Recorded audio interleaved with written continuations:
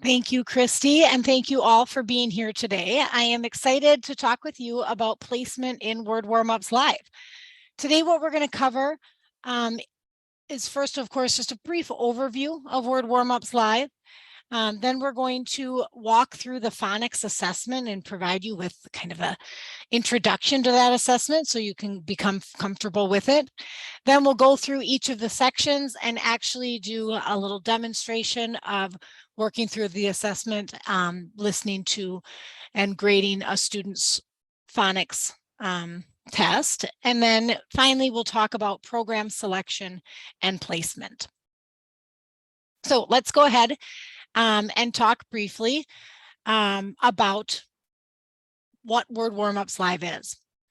So we know that students struggle to become fluent readers for a lot of different reasons, and some of them have weak phonemic awareness and phonics skills, and some students are forced to slow down and decode these words they're unsure of, and they hesitate, which of course means that they're not able to read with automaticity. We know that students who cannot decode words accurately and automatically are not fluent readers. So Read Naturally developed 3 levels of word warm-ups to reinforce that phonemic awareness and phonics, to build mastery and automaticity when students are trying to decode, and to support fluency development. Most phonics programs, well, I hope all phonics programs, teach students to decode accurately. But learning phonics doesn't mean that you're automatically able to read it with automaticity or with ease and fluency. And why is that important? Well, research tells us that in order to become fluent readers, students need to be able to decode accurately and automatically. We also know that students who need to focus all their mental energy on sounding out words simply do not have enough energy left to think about what they're reading. So research actually tells us that students who have not developed automaticity by the beginning of 2nd grade, which is real early, those students are at a risk for reading failure. So Read Naturally strategy, or the Read Naturally strategy, is used when students are working in Word Warm-ups Live. Word Warm-ups Live is part of our online platform, the Read Live platform. And just like all Read Naturally programs, Word Warm-ups Live uses teacher modeling, repeated reading, and progress monitoring. So the teacher modeling provides students with some efficient, systematic instruction on the most common phonics patterns, and they're presented in a series of short and carefully sequenced steps. They practice reading words over and over, words of similar patterns multiple times to build mastery. And of course, the progress monitoring component is the piece that really engages the students because they see their progress.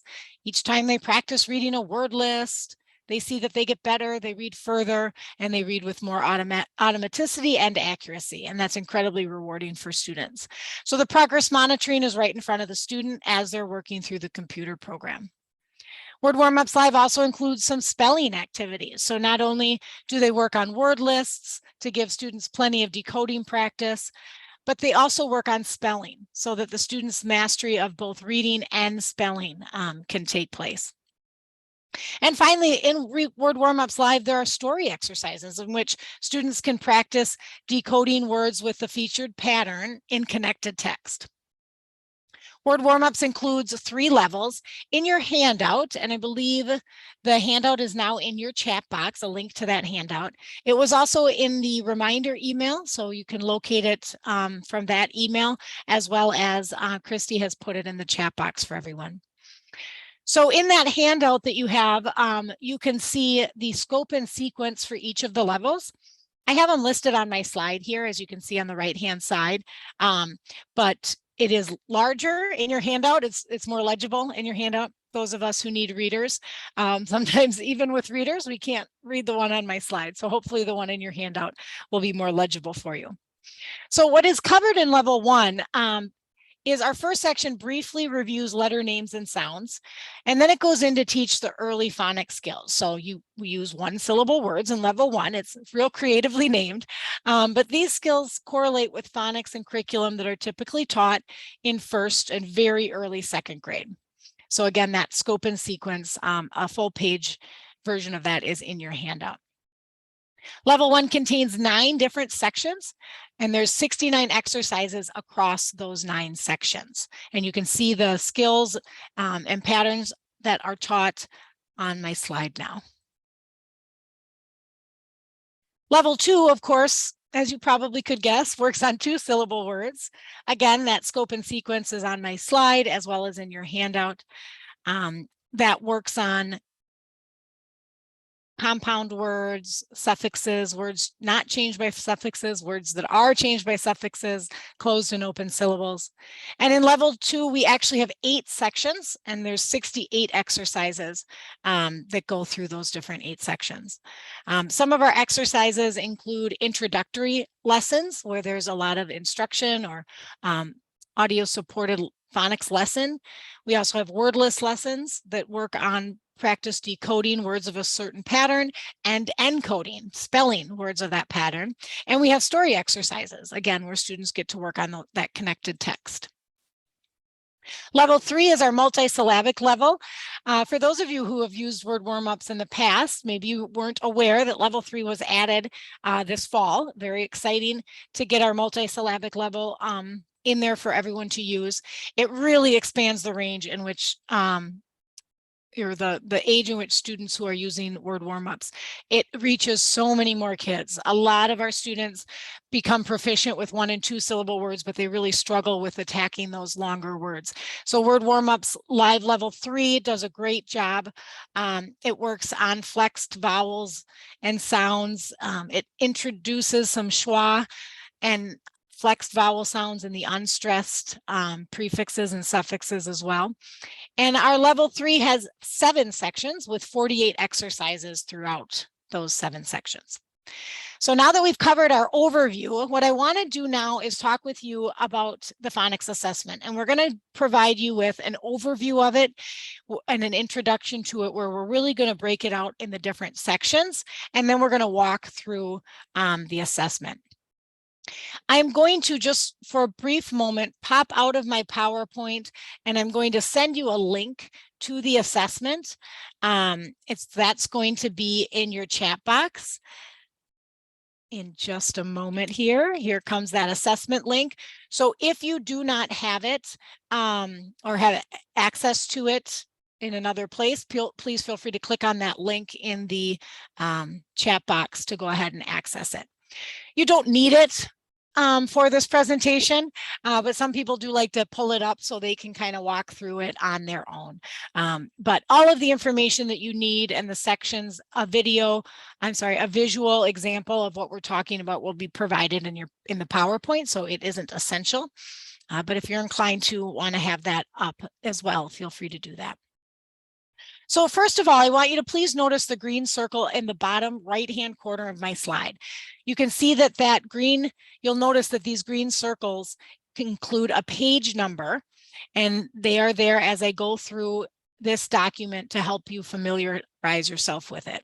So I don't know about you, but I hate reading instructions like a lot. And having a document that as long as this one feels really overwhelming to me. But we're going to spend a little time here deconstructing it, recognizing and acknowledging and showing you the different sections. It's not nearly as long as it seems. The different sections make it so it appears much longer than it is. So the first page, you're going to see a table of contents that's outlined in red. If you are anything like me, you can't begin to read the words in that red box. So we've blown them up here on the left-hand side in that green box. So what is in the red box is written out to the left in the green one as well. What I want you to notice first on this document, though, is that the table of contents are blue and underlined. If you notice in this red box, they are hyperlinked. So when you actually have the document open on a browser, you can click on those links and it will bring you right to that section. So for example, if you click on the level screener, it'll bring you directly to the level screener. Oops, sorry. There's also scoring worksheets, student copies, and a pronunciation guide. So although this document is long, many of them are not pieces of information that you need to absorb and understand, but rather resources and tools for you to utilize when you are assessing your students. So the next section I want to mention is the administration guide. Is really the first section of the document. And here is where you will find information about which students need phonics intervention, what programs are right for these different students, and how to make those decisions. You're also going to find directions for completing the assessment. So we're going to go over these pages a little more in depth in a moment. But for now, I just want you to realize that these first 4 pages, this is the guide for you as the assessment administrator. So it's really these 4 pages that is information you want to absorb and understand. Because the very next section, the second section of this, is the level screener. And I want you to notice that starting with the level screener, there are no page numbers at the bottom because it is meant to be a reproducible master. Okay, so you're going to run copies of this for you to use with your students. The first page of the level screener section is the scoring worksheet. So that's what you're going to use as the educator to document the student's performance on the assessment. And you will need to print a separate copy of this scoring worksheet for each student who's going to take the assessment. Now that second page is the student copy, right? So the student will read words from the student copy in order to complete the assessment with you. And the level screeners are really helpful when you don't know much about the student, because we've all had the experience where a little face appears at our door some random day, and we know nothing about that student, but it is our job to figure out what their needs are. And so that level screener allows you to do that with a student where you do not have very much prior knowledge or information about their reading skills. But the reality is the most time we do know at least a little something about our students. So in those cases, you're likely to able to skip the level screener, right? If you know that your student struggles with 1-syllable words, you don't need the level screener. You know you're going to start with the level 1 assessment. So let's take a look at level 1 assessment. Now, this assessment itself, this is the assessment itself. It's not something you need to understand. It's just the actual documents you need to have the student read off of and have you record onto. These are reproducible masters. So just like the level screener, the first page of the assessment is that scoring worksheet, and the following page is the student copy. Then you have 2 more scoring worksheets here in the middle. You can see my mouse moving over them, and then 2 more student copies. We'll go through this more in depth as we get to an activity where you're actually going to get to practice using these documents. But for right now, I just want you to kind of understand how it's structured. Of course, the next section you might have guessed is going to be level 2 assessment. We start out just like before, scoring sheet first. That's what you are going to make a copy for each student, because that is where you will record how the student does. And the second 2 pages are the student copies. And so that is what the student will read off of. And we have the same for level 3. And then finally, at the end, we have a pronunciation guide. And there's a written pronunciation guide. And there's also on that guide, there's a link. It's near the top. You can't really see it here, but right at the top middle, there's a blue hyperlink to the audio guide. Now, this written guide is helpful for me for most of the things, but every now and again, I want to hear it. And so that audio guide will provide you with that tool. So what I'm going to do now is pop out of my PowerPoint, and I'm actually just going to take a moment going into Read Live, and I'm going to show you how you can access the phonics assessment. I'm also going to show you where that audio guide is. So I'm going to go to readlive.readnaturally.com and log in as a staff member. I can navigate over to my home page if I want, or just click on my drop-down menu and navigate over to the Word Warm-ups Live section, right? I want the assessment for Word Warm-ups Live, so it makes sense to go to that section. The very first and the only blue button is the one that says Print Phonics Assessment. When I click on that button from within Read Live, I get a new tab that opens in my browser, okay? It doesn't leave me. I don't leave Word Read Live. Look, I'm still logged in as a staff member. I'm still under the Word Warm-ups Live tile within my Read Live account, but I have this other tab that has opened, and this is where that assessment is. Okay, so you can access it anytime you want from there. I want you to notice that we do also have that audio guide. I'm going to send you a link to that audio guide. It is in the assessment, but sometimes it's helpful to have it in a different place as well. So as you can see, if you go all the way down to pronunciation guide and audio guide, it will take you directly to that place. So this first part, this table of contents that I talked to you about, brings you directly to the section that you want to go to just by clicking on those. So that also makes it a little bit more manageable. All right, so we're going to go back into our PowerPoint now. Now that you know where you can find it within the program. And we are still talking about the phonics assessment, and I want to go back to page 1, and we can see that the very next section under the table of contents says phonics options in Read Live, right here. Phonics options in Read Live. And that's because Read Live actually has a few different options for students who have phonics needs. And so we have Word Warm-ups Live for students who need to work on phonics and decoding, but we also have Read Naturally Live Phonics series, okay?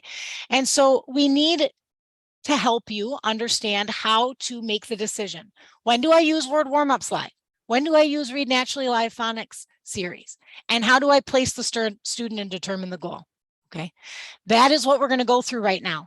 This information is available in the guide on page 1 and page 2. The 2 tables will help guide these decisions. You can see the first table is on page 1. It's circled in red on my slide, and that can be your starting point for determining which program is right. The second page is dedicated to an additional table, and that also provides you with recommendations based on your answers to just a couple questions. So this table will help you select the right program. It will also help you with placement and goal. And so we're going to walk through this together. We're going to walk through the different scenarios. If you can see, we have students who have fluency needs, we have students who have phonics needs, and we have students who have both.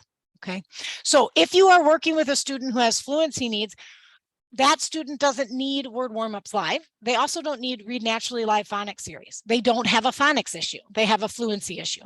They may also have a comprehension issue, right? And so Read Naturally Live sequence series or idioms is a great match for a fluency student. They'll get to work on fluency and comprehension. That's their intervention option within Read Live. Now, we also have 1 Minute Reader Live that is that independent program within Read Live, and 1 Minute Reader Live also focuses on fluency and comprehension. So those students will be using those programs. But many students who struggle with reading have both fluency and phonics issues. So some of those students might use Read Naturally Live Phonics series, typically younger students. Some of those students may need to use both Read Naturally Live Sequence series and Word Warm-ups Live. Okay, I like to provide a little example for this. Let's say you're a teacher who works, you're a special ed teacher in a K-5 building. So you're working reading intervention with 1st through 5th graders. A very high percentage of your 1st, 2nd, and probably early 3rd graders will end up working in a Read Naturally Live Phonics series because those students read at a 1st or 2nd grade level and they have early phonics needs. Okay. Read Naturally Live Phonics levels are only written at 1st, 2nd, and very early 3rd grade level. So those younger students tend to be a good match for the phonics series. But if your student is reading at a mid-3rd grade level or above, we don't have a phonics series level that's that high, okay? And so that student might still have phonics issues, and so then you would use both. So as students get older, their fluency needs and their phonics needs, they don't line up quite as well as they do when they're younger. And of course, this is just a generalization. There are exceptions. But the vast majority of your students who have both fluency and phonics needs, who are in 4th, 5th, 6th, 7th grade, most of those kids will end up needing to use both programs. Now you have the final situation where you're just worried about phonics with a student. This is uncommon. Most kids who struggle with decoding, of course, also struggle with fluency, but there might be a situation where you just have a student using Word Warm-ups Live, and that is possible too. So here are your options, and we're going to talk about how to go through that. Okay, so on page 3 of the Word Warm-ups assessment, there is some additional information that you can see outlined in red here. So again, if you don't know what your students' phonics needs are, then you're going to use the Word Warm-ups Phonics Assessment to determine what those needs are. All right. This assessment will be a helpful resource because it assesses the phonics needs, and the sections are in the same order that they're taught, both in Word Warm-ups Live and in Read Naturally Live Phonics series. So again, the students' results on this assessment will determine if the student has phonics needs and what they are. It will help you understand which of Word Warm-ups Live sections is going to be the one to meet the student's earliest phonics need. And it will help you know whether the student can work on fluency and phonics together in Read Naturally Live Phonics series, or if they have to be addressed separately. One in Read Naturally Live Sequence series, and also using also using Word Warm-ups Live. So I know there's a lot of different scenarios, but don't worry, we're going to walk through this process together. We're going to practice it. We're going to provide some sample students. Also know that there's very quick and easy questions on that guide that will help you know which of the programs to focus on for each student. Okay, so we're still on page 3 of this assessment, and I want you to notice the section titled Assessment Preparation. This section will help you determine which part of the assessment to administer. So remember, there's the screener, and then there's level 1, 2, and 3. So it will also let you know what materials you need and how to perform the assessment. Okay, so this is a very helpful resource for you. So if you have a new student that you need to deal with and you're not sure at all where to begin, then you begin with the level screener. It will tell you where to begin, how they do on that screener. If you know a little bit and you think that, you know what, this is a student who's reading at a first grade level, I know she's struggling with some one-syllable words still, then you can start with the level 1 assessment. If you're confident that the student has mastered one-syllable words, but you believe there's issues in decoding 2-syllable words, you would start there. And then, of course, if you think that the student is fine with both 1- and 2-syllable words, but once they get into those big words that they have to segment and blend together, that's really where their issue is. So then you can just skip all those other assessments and go directly to level 3 assessment. So now we're going to move on to another section, and this section is called Gather Materials. And all this section is telling you is that you need to gather and print off materials. So it's just letting you know you're going to need a scoring sheet, you're going to need the student copy based on where you want to start with each student. So again, you're going to need at least 2 sheets of paper to start the assessment, right? You're going to need that scoring sheet. You're going to need a student copy as well. The scoring sheet, you will write how the student does. The copy is what the student will read off of. At the bottom of page 3, you'll notice this note, and it's just telling you that the directions for how to use it. It's telling you to record the student's responses. So as the student reads the words, you're going to record how they do. Then you're going to calculate the score based on how their responses were or what their responses were. And then you're going to determine whether to stop the assessment or to continue to the next section. Okay, so again, those pages are where you get all of your information. It is the rest of the document is really just the materials you need to do it. Okay, so let's go through and walk through this phonics assessment together. I want you to notice in your handout you do have a little takeaway. It's a step-by-step checklist. I'm a checklist person, mostly because I like to check things off of lists. So if you are too, if you like to have a simple, basic step list, this is a great takeaway for you. It provides you with the information you need in a short, concise manner. Now, if you need additional details about these steps, that's in your directions. That's in the assessment directions. Those first few pages of the assessment that provide your directions, it will list step 1, read the examiner script to the student, and then it will provide a little more information about it. Okay, so you can have both of those available to you. So here is that in-depth look at the 5 steps. So these are the 5 steps briefly written out, and here is the in-depth look. If you take a look, the first step, I have it highlighted or circled in red on the actual page 4 of the directions. And now you can see it, it's also on my left-hand side. So notice there's a little bit of information written underneath step 1. So if you want more information, it's in there. If you go on to step 2, it's going to, oh, I'm sorry, step 1, I didn't tell you what step 1 is. It tells you to read the examiner script. And I want to mention this. Each scoring sheet provides you with a script. So it's just a couple sentences of what you're supposed to say to the student when you're beginning the assessment.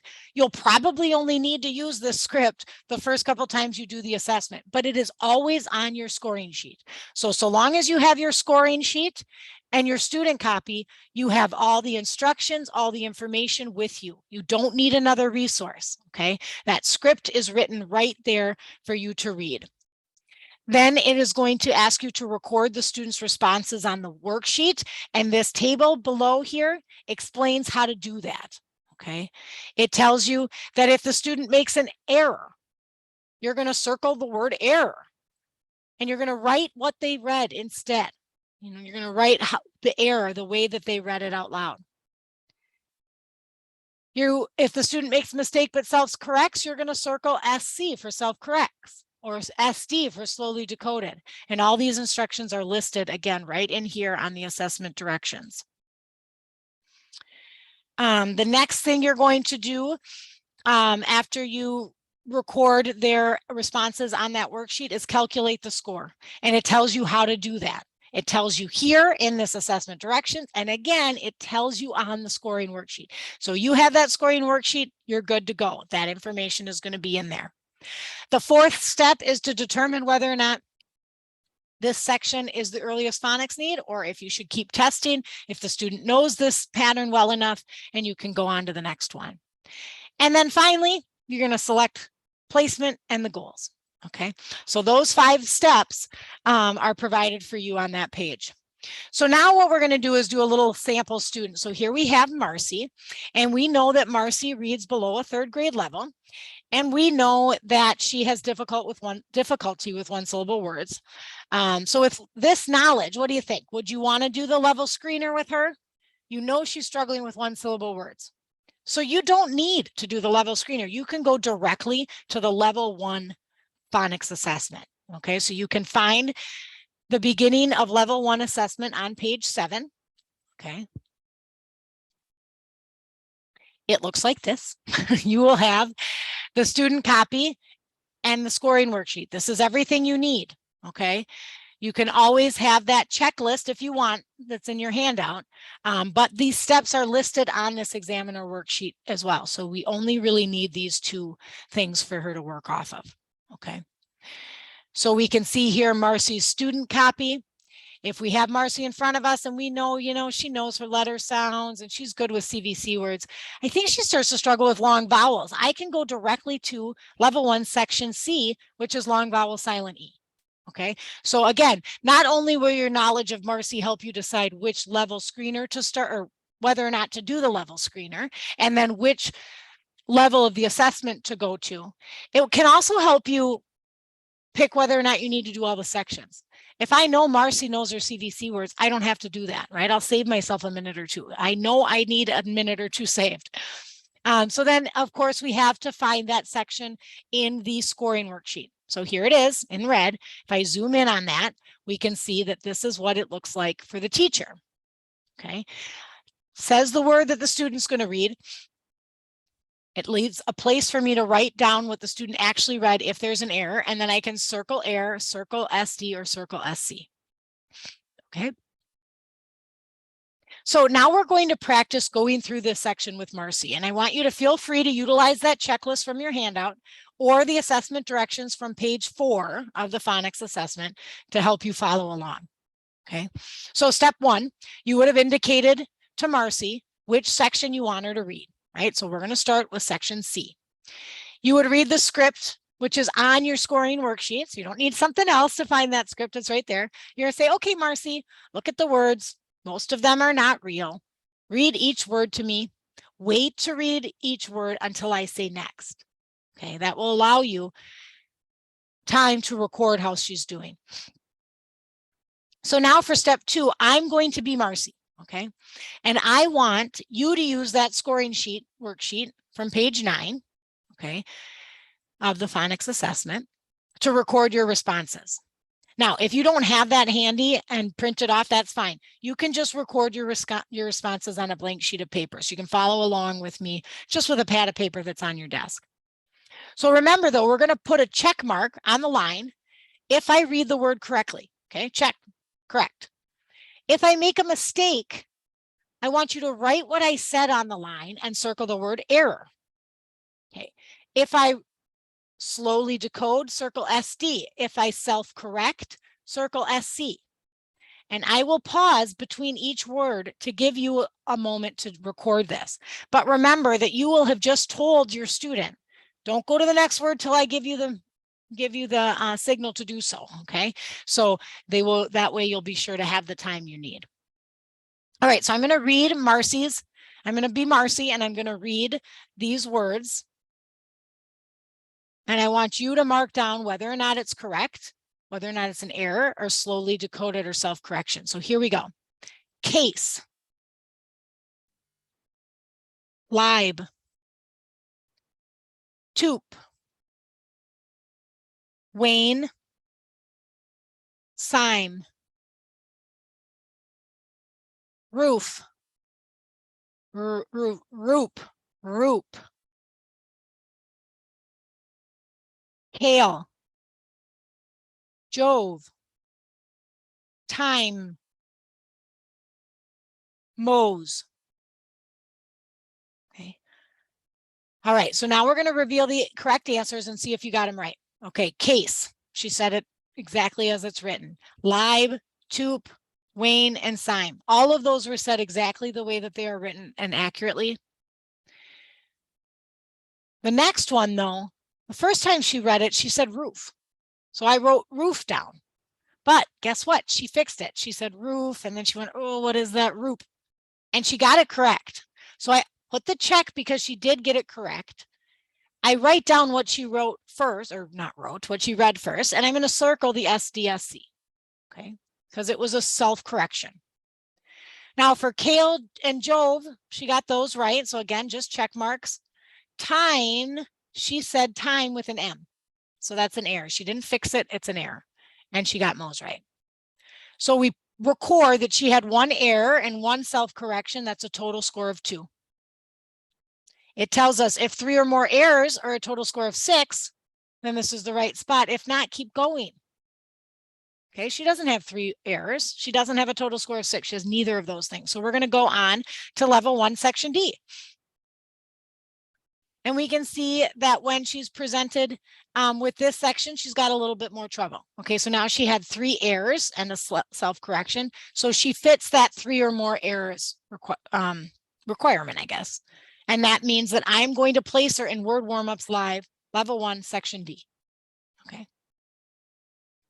Because this is where we found that she had met the criteria for this being a section she needs to work on. She hasn't mastered this well enough. All right. And then, of course, remember, I showed you already, but that pronunciation guide and the audio guide are available to you at the end of the assessment. Okay, so now we're going to talk a little bit about program selection and placement. So let's go back to page 2 of the Word Warm-ups Phonics Assessment document. And I want you to remember that we have this awesome table that can help you make those tricky decisions about program selection, placement, and goals. So it might look a little bit overwhelming, but it's really quite simple. Look, there's just 3 questions written across the top here. Okay, what Does this student need phonics work? Yes or no? Does the student need fluency work? Yes or no? And then does the student read at or above a third grade level? Now, with Marcy, we said, yes, she needs phonics work. So now I'm in this one of these three. The next question, does she need fluency work? The answer is no. So I have yes, no. Doesn't matter whether she reads up, what grade level she reads. If she does not struggle with fluency, only phonics, we're only going to have her use Word Warm-ups Live. Okay. All right. So remember this little table of the different kinds of students there are and what programs they might use. Well, we tested Marcy and we decided we were going to put her in level 1, section D of Word Warm-ups Live because she only has phonics needs. Okay. She's just going to work in Word Warm-ups Live. She doesn't need to work in the other program. All right. Now I'm going to show you quickly how to assign her Word Warm-ups Live. I'm going to log back in as a teacher and I'm going to navigate over to Word Warm-ups Live again. I want to find Marcy on my list. If I have a really big list, I can type in her first name and click apply and she will appear. Here we go. Here's my Marcy. I want to see it. Does Marcy already have access to Word Warm-ups Live? There's this column over on the right side that says WWUps Access, and there's nothing written in there. So Marcy does not. Okay. I'm going to select Marcy's box next to her name and click Add Word Warm-ups Live Access. When I do that, I get this message, and it's telling me that, asking me, do you want to give this student access to Word Warm-ups Live? Yes, I do. Okay. And it's telling me that by default, Word Warm-ups Live is going to put this student in level 1, section B, which is short vowels, and her goal is going to be 40. Click the edit button to change the default assignment. This is just a default assignment. It's not going to be right for Marcy. So I'm going to click yes. And now I scroll over and I can see what they said was going to happen did. Level 1, section B, goal of 40.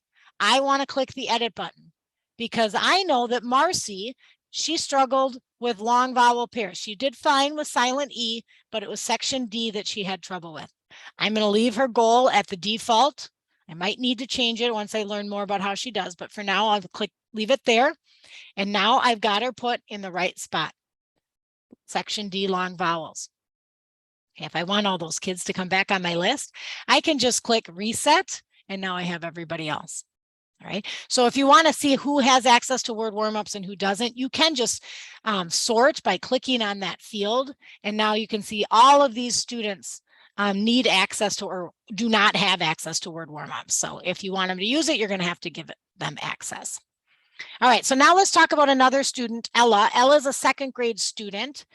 And she needs to work on fluency and she struggles decoding 1-syllable words. So again, I don't need the level screener for Ella. I know I'm going to have to start with that first level of the assessment. Okay, so I begin with level 1 assessment and I give her level 1 section C, and right away she's got 3 errors. So it gives me a couple options. It says that I can put her in level 1 section C of Word Warm-ups. It also says that if the student reads below a 3rd grade level, I can use Read Naturally Live Placement Testing level 1.5 for possible placement in the phonics level. It's always listed there. What level correlates with this phonics pattern is listed. So every section, that information is a little different, right? Because the phonics patterns are taught in different levels of Read Naturally Live Phonics series. So, but it's always in there. You don't have to go searching for it in another place. It's right there. So I know that Ella needs to work on both things and that she reads at a mid-1st grade level. So I'm going to see how she does with a placement testing and Read Naturally Live, right? Let's see if we can have her work in one program alone. So I give her level 1.0 in Read Naturally Live Placement. We do have a webinar specifically on the Read Naturally Live Placement. Feel free to go look at it if you want detailed information about that one. But when we give Ella 1.5 in Read Naturally Live Placement, she fits right in that range. And so we can use one of these 3 levels. But I know that Ella struggles with long vowel silent E, so that's the one I'm going to pick, right? You're only presented with levels that are at her readability, and then it tells you the phonics patterns that are taught if there's a phonics level available. If there's not one available, it won't be in that list. Okay, so you don't have to memorize this information. It's all provided for you. As you can see at level 1, mid first grade, we do have the long vowel option in the phonics series. So a student reading at mid first grade who struggles with long vowels, that student can work in Read Naturally Live Phonics series, right? She can work on long vowel silent E. She can work on fluency and phonics together within one program. That's a little easier for us both. So that's what we're going to choose to do, to work on phonics and fluency together in Read Naturally Live Phonics series. Okay. Now let's say we have a student who's a little older, Evan. Evan's a 5th grader. He's reading at about a mid 3rd grade level. I know he struggles with fluency. He also struggles decoding 2-syllable words. So again, I know he's fine with 1 syllable. So I can start my assessment right at level 2. And right away, when I get to section F in level 2, open and close syllables, he has 5 errors. So I know there's an issue. Okay, look at what the recommendation. It says if 3 or more errors or a total score of 6 or more, place in Word Warm-ups Live, level 2, section F. It does not list a phonics series option because there is not one at that high of a level. Okay. So there isn't one listed here. All the information you need is provided for you on that document. Now, I know he has fluency needs, so I have to address them. And I'm going to use Read Naturally Live placement test to see where I can put him in Read Naturally Live to address his fluency and comprehension issues. I suspected he was a mid 3rd grade reader, and I was right. That's where we're going to put him in Read Naturally Live. Okay, he's going to work in level 3.5 and Read Naturally Live. Look, the phonics levels stop when we get to mid 3rd grade level. I only have sequence series and idioms options. There is no phonics option. It doesn't mean he doesn't have a phonics issue, right? So we're still going to give him phonics instruction. We're just going to do it in word warm-ups. Okay, so I'm going to put him in level 2, section F, where open and close syllables, where he struggled. And I'm also going to put him in level 3.5 and Read Naturally Live. So Evan is going to work in both programs. He's going to work in Read Naturally Live to work on fluency and comprehension. He's going to work in Word Warm-ups Live to address his phonics issue. So when you have a student who's working in both programs, you have a couple options, basically. You can have them do the first 10 minutes of every intervention block they spend working in Word Warm-ups Live. You know, you set a little timer. When the timer goes off after 10 minutes, you say, okay, switch over to Read Naturally Live, and they can move from Word Warm-ups Live over to Read Naturally Live, and they can alternate. That works really well when you have a long chunk of time. So if you have 40, 45 minutes for intervention time, that's a great option. If you have 25, 30 minutes for intervention time, then I recommend having the student pass a story and Read Naturally Live. So they go through all the steps, they pass a story and Read Naturally Live. Once they pass a story, then they switch over to an exercise in Word Warm-ups Live. And then they go through the steps of the Word Warm-ups exercise, pass that, and then they can switch back. So they alternate between programs after passing. And that's better when you have shorter chunks of time. So I want you to know of a resource on our help page. I'm going to zoom in down here. Notice on our readlive.com/read live help. You can see down here in my lower part. Down near the bottom, there's something that's called Working with Students in Word Warm-ups Live. We have little videos that show the different exercises that are available. There's also lots of very helpful information on this help page. So please check that out. I think we do have a couple minutes for questions if somebody has one. I know we're right up at that time limit. So if you need to go, I understand. Thank you so much for your time. We will send a recording to this to everyone who attended and everyone who did not attend. And otherwise, if someone would like to stay on for questions, feel free to ask those questions now. Again, thank you for attending. Thank you for all you do for your struggling readers, and we hope to see you in another webinar soon.